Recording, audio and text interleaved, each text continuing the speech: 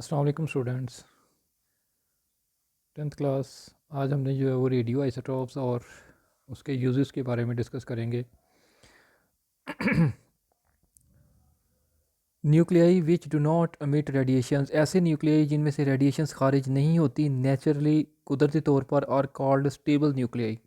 यानी ऐसे न्यूक्लियाई जिनमें से कुदरती तौर पर खुद ब खुद रेडिएशंस खारिज नहीं होती उन्हें स्टेबल न्यूक्लियाई कहा जाता है। In general most of the nuclei with atomic number 1 to 82 are stable nuclei. आम तौर पर 1 से लेके 82 तक जो जिनके एटॉमिक नंबर हैं पीरियोडिक टेबल में अगर हम देखें तो वो न्यूक्लियाई जिनका एटॉमिक नंबर जो है वो 82 तक है, 1 से लेके 82 है, वो स्टेबल न्यूक्लियाई हैं।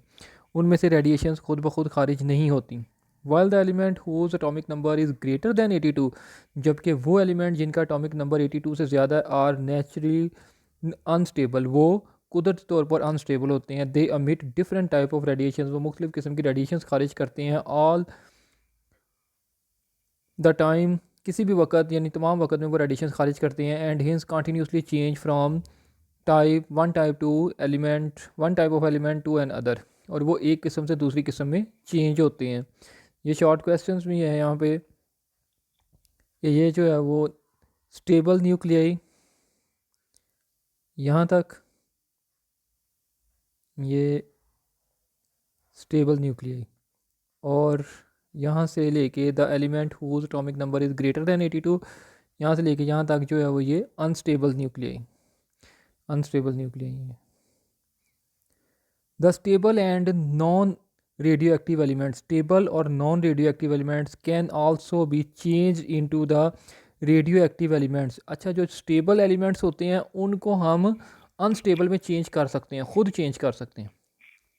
एटॉमिक नंबर जो है वो उनका 82 से कम ही है वो स्टेबल है, लेकिन हम उसको आर्टिफिशियल तरीके से, मसनूई तरीके से हम उनको अनस्टेबल कर सकते हैं। क्यों करना है हमने उनको अनस्टेबल इसलिए करना है ताकि उनमें से रेडिएशन निकलें। वो जो रेडिएशन निकलेंगी उसको हम यूज़ करते हैं मुख्तलिफ़ मकासद के लिए। जब हम किसी भी एलिमेंट को जब हम अनस्टेबल करते हैं वो रेडियो आइसोटोप कहलाता है, और फिर उसमें से जो रेडिएशन निकलती हैं उनको हम इस्तेमाल करना है। यही रेडियो आइसोटोप के यूजेस हैं। The stable and non radio active elements can also be change into the radio active element. जो स्टेबल हैं या नॉन रिएक्टिव एलिमेंट्स हैं उनको हम रेडियो एक्टिव एलिमेंट्स के अंदर चेंज कर सकते हैं। किस तरह से? By bombarding them with proton, neutron और अल्फा पार्टिकल्स। उसके ऊपर प्रोटॉन्स की बम्बारमेंट करके या न्यूट्रॉन्स की बम्बारमेंट करके या अल्फा पार्टिकल्स की बम्बारमेंट करके जो है वो उनको स्टेबल बनाया जा सकता है। Such artificially produced radio active element are called radio active isotopes और radio isotopes. Here are some examples of the productions of the radio isotope. यहाँ पर कुछ एग्जांपल हैं जो हम स्टेबल न्यूक्लियाई को अनस्टेबल में, यानी कि नॉन रेडियो एक्टिव एलिमेंट्स को रेडियो एक्टिव एलिमेंट्स के अंदर चेंज करते हैं। जैसा कि स्टेबल सोडियम न्यूक्लियाई है Na2311, उसके ऊपर जब न्यूट्रॉन्स की बम्बारमेंट की जाती है तो वो सोडियम का रेडियो आइसोटोप बन जाता है। वो एक न्यूट्रॉन जो है वो उसके न्यूक्लियस के अंदर चला जाता है, वो 23 से 24 हो जाता है, और एटॉमिक नंबर जो है वो 11 ही रहता है, क्योंकि प्रोटॉन की तादाद उतनी ही रहती है। सिर्फ न्यूट्रॉन जो है वो एक बढ़ जाता है। वो जब एक न्यूट्रॉन बढ़ जाता है वो अनस्टेबल फॉर्म में आ जाती है, तो फिर उसमें से रेडिएशन खारिज होती हैं। वो जो रेडिएशन खारिज होती हैं वो गैमा रेज होती हैं। इसी तरह जो है वो नीचे एलुमिनियम है, स्टेबल एलुमिनियम है 2713, उसके ऊपर अल्फ़ा पार्टिकल्स की जब बम्बारमेंट की जाती है तो वो चेंज हो जाता है, वो एलिमेंट ही चेंज हो जाता है। सोडियम इस वजह से नहीं चेंज हुआ था क्योंकि प्रोटॉन नंबर जो है वो उसके सेम थे, तो यहाँ पर ये एटम ही चेंज हो जाएगा। फास्फोरस बन जाएगा ये 27 प्लस इसमें 4 करेंगे तो ये 31, लेकिन वो एक न्यूट्रॉन उसमें से निकल गया तो इसलिए वो 30, और 13 नंबर है उसका, उसमें 2 ऐड करेंगे 15, तो अब फास्फोरस रेडियो आइसोटॉप्स बन जाएगा और एक न्यूट्रॉन हमें मिलेगा। ये वो तरीक़ेकार है जिसके ज़रिए हम स्टेबल न्यूक्लियाई को जो है वो अनस्टेबल न्यूक्लियाई के अंदर चेंज कर सकते हैं, न्यूट्रॉन्स की बम्बारमेंट करके या अल्फ़ा पार्टिकल्स की बम्बारमेंट करके या प्रोटॉन्स की बम्बारमेंट करके। आगे जो है इसके यूजेस हैं, uses of radio isotope. Radio isotopes are frequently used in medicine, industry and agriculture for variety of useful purposes. मुख्तलिफ मकासद के लिए जो है वो इसका इस्तेमाल किया जाता है मेडिसन के अंदर, इंडस्ट्री के अंदर और एग्रीकल्चर ज़राअत के अंदर। Following are the few applications of radio isotopes is different field. Tracer के तौर पर रेडियो आइसोटॉप्स का इस्तेमाल किया जाता है। Radio isotopes radio active tracers are chemical compound, ये केमिकल कंपाउंड्स होते हैं containing some quantity of radio isotopes, जिसके अंदर कुछ क्वांटिटी जो है वो रेडियो आइसोटॉप्स की होती है। इन केमिकल्स के अंदर जो है वो कुछ ऐसे एलिमेंट होते हैं जो रेडियो आइसोटॉप्स होते हैं। They can be use to explore the metabolisms of chemical reactions inside the human body, animals और प्लांट। इंसानों के अंदर, जानवरों के अंदर या पौधों के अंदर जो मेटाबॉलिज्म रिएक्शंस होते हैं, ये जो बायो में आपने पढ़े हैं, दो तरह के होते हैं, एनाबॉलिज्म और कैटाबॉलिज्म।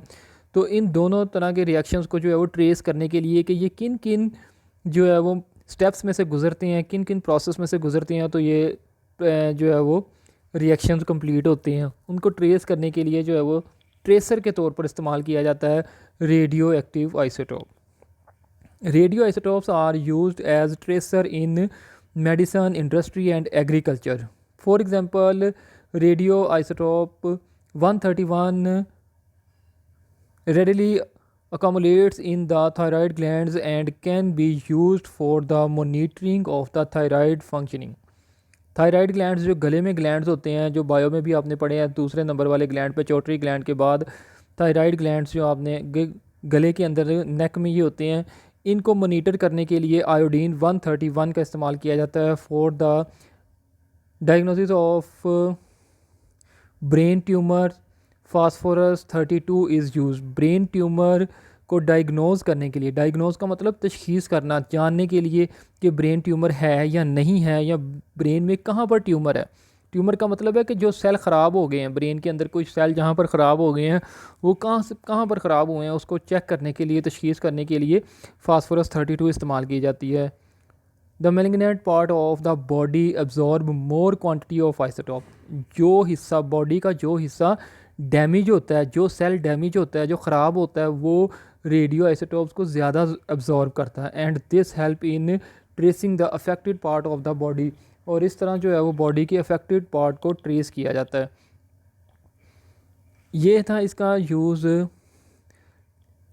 ट्रेसर का यूज़ था मेडिकल फील्ड के अंदर। यानी कि ये क्वेश्चन आ सकता है what is the use of radio isotope as a tracer in medical. Medical के अंदर जो है वो ट्रेसर के तौर पर कौन कौन से रेडियो आइसोटॉप इस्तेमाल होते हैं, या कौन से रेडियो आइसोटॉप्स इस्तेमाल करते हैं। तो ये यहाँ से आपने करना है इसका, यहाँ से radio isotopes are used as the tracer in the medicine, industry and agriculture. For example radio iodine 131, ये 131 का जो है वो थायराइड ग्लैंड के लिए, और फास्फोरस 32 का जो है वो ब्रेन ट्यूमर के लिए। ये यहाँ तक है। और ये वैसे भी जो है वो आपने याद रखना है, MCQs के तौर पर भी आ सकता है कि ब्रेन ट्यूमर के लिए जो है वो फास्फोरस 32 है, और थायराइड ग्लैंड के लिए आयोडीन 31 है, थायराइड ग्लैंड्स के लिए। उसके बाद नेक्स्ट आगे इंडस्ट्री के अंदर इसका यूज़ है। इन इंडस्ट्री यहाँ से लेके यहाँ तक पाइप।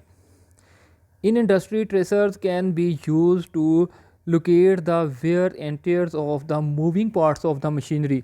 जो मशीनरी के पार्ट्स मूव करते हैं उनमें ये देखना है कि वेयर टेयर्स का मतलब है कौन से पार्ट घिस गए हैं, या कौन के पार्ट जो हैं वो टूट गए हैं, तरेड़ आ गई है, उनके ऊपर दराड़ आ गई है, शिगाफ पड़ गया है। उस शिगाफ को चेक करने के लिए, जैसा कि बहुत बड़ी बड़ी मशीन्स हैं, जैसा कि हमने उसमें भी हमने कहा था, ये जो है वो अल्ट्रासाउंड वेव्स के अंदर, कि उन पार्ट्स को चेक करने के लिए अल्ट्रासाउंड का भी इस्तेमाल किया जाता है, या इन रेडियो आइसोटॉप्स का भी इस्तेमाल किया जाता है कि मूविंग पार्ट्स को, वेयर तो उसके घिसे हुए हिस्सों को या टूटे हुए हिस्सों को ट्रेस करने के लिए। By introducing a suitable radio active tracers into the pipe, the leak can be conveniently traced from the higher activity in the regions of the crack in the pipe। Pipe के अंदर कोई भी crack आ गया तो उसको check करने के लिए रेडियो आइसोटोप इस्तेमाल किया जाता है। अब ध्यान में ये आता है कि पाइप के अंदर क्रैक तो वैसे भी पता लग जाएगा हमें। ये वो वाले पाइप नहीं है जो थोड़ी लेंथ के होते हैं, ये उन पाइप्स की बात कर रहा है जो कि एक कंट्री से दूसरे कंट्री तक आ रहे हैं। जैसा कि ईरान से पाइपलाइन आ रही है, गैस की पाइपलाइन है या पेट्रोल की पाइपलाइन जो है वो आती है, एक कंट्री से दूसरे कंट्री तक जाती है। अब उसमें कहीं पर लीकेज हो गई है तो क्या हम सारी पाइपलाइन को चेक करेंगे? नहीं, एक साइड से जो है वो हम रेडियो आइसोटोप डालेंगे, जहाँ पर लीकेज होगी वहाँ पर वो रेडियो आइसोटोप ज़्यादा एब्जॉर्ब होगी, वो हमें पता लग जाएगा कि यहाँ से जो है वो लीकेज हो रही है। इन एग्रीकल्चर, उसके बाद नेक्स्ट आगे जो है वो एग्रीकल्चर के अंदर यूज़ है as a tracer.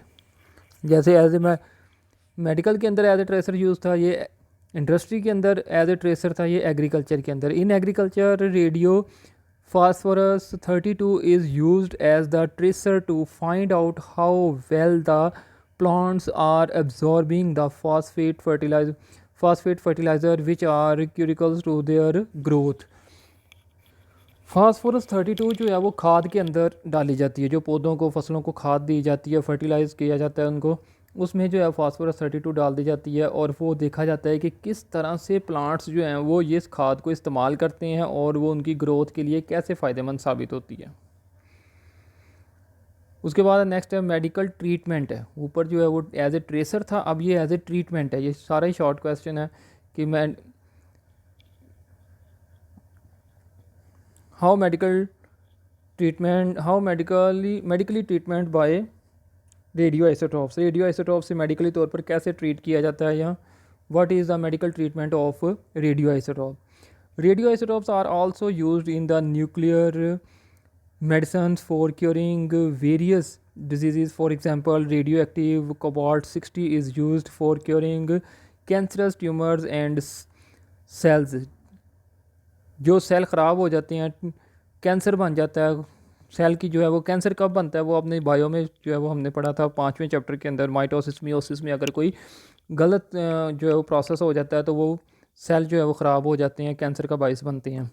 The radiations kill the cell of the malignant tumours in the patients. ये रेडियो आइसोटॉप्स जो हैं वो उन सेल्स को डैमेज कर देती हैं, जो ख़राब सेल होते हैं उनको ये जला देती है, उनको मार देती है, डेड कर देती है।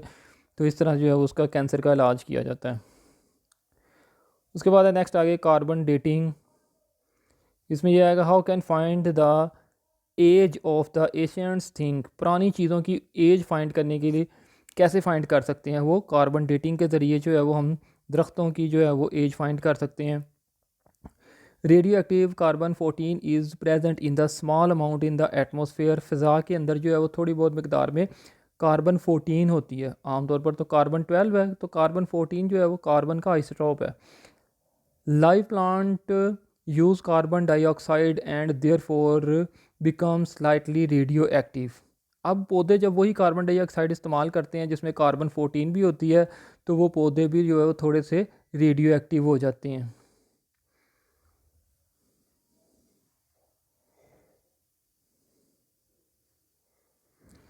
व्हेन अ ट्री डाई, जब एक दरख्त ख़त्म होता है, मर जाता है, the radio carbon 14 present inside the plant start decaying. तो उसमें से जो कार्बन 14 होती है वो डिके करना शुरू कर देती है, उसमें से रेडिएशन खारिज होना शुरू हो जाती हैं।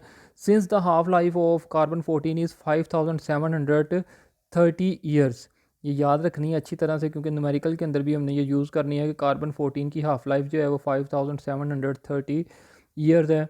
The age of the dead tree can be calculated by comparing the activity of the carbon 14 in the live and the dead tree. ये देखा जाता है कि ज़िंदा दरख्त के अंदर कार्बन 14 का डिकेइंग रेट क्या है और जो दरख्त ख़त्म हो गया उसके अंदर कितना है। फॉर एग्जांपल, अगर उसकी एक हाफ़ लाइफ गुजर गई है ना, तो उसमें से डिके रेट जो है वो हाफ़ होगा। अगर डिके रेट हाफ़ है तो इसका मतलब है उसकी एक हाफ़ लाइफ गुजर गई है, वो दरख्त जो है वो 5730 साल पुराना है। या उसके साथ कंपैरिजन कर लिया जाता है कि एक ज़िंदा दरख्त के अंदर कार्बन डिके इतनी हो रही है, कार्बन इतनी डिके हो रही है, तो उस दरख्त में जो है वो उससे कितने % कम हो रही है, उस हिसाब से उसकी फिर एज का अंदाज़ा लगाया जाता है।